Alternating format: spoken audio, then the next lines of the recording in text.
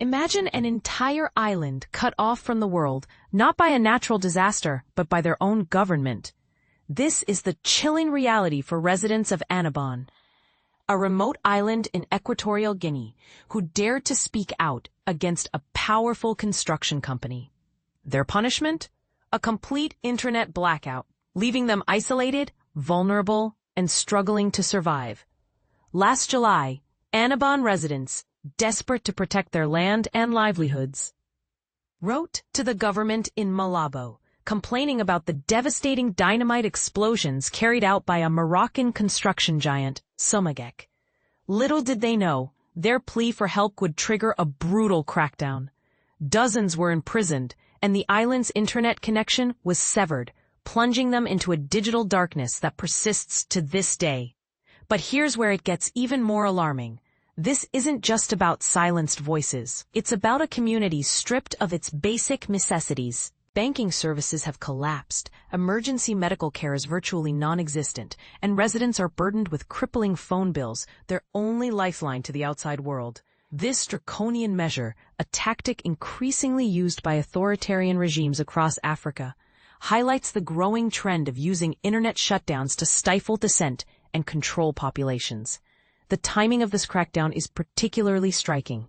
While the Trump administration considers easing corruption sanctions on Equatorial Guinea's vice president, the country's government is tightening its grip on Annobón, a stark reminder of the complex geopolitical dynamics at play.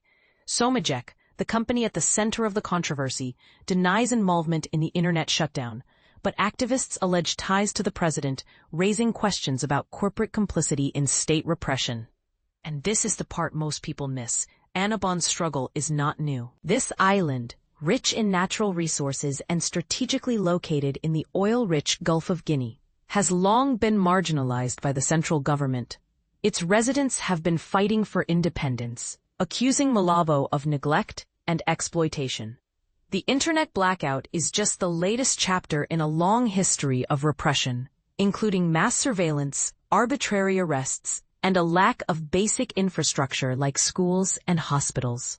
The case of Annobón raises crucial questions about the role of technology in modern authoritarianism.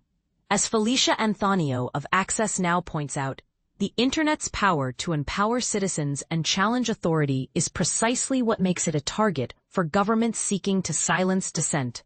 Is cutting off access to information and communication a legitimate tool for maintaining order, or a blatant violation of human rights?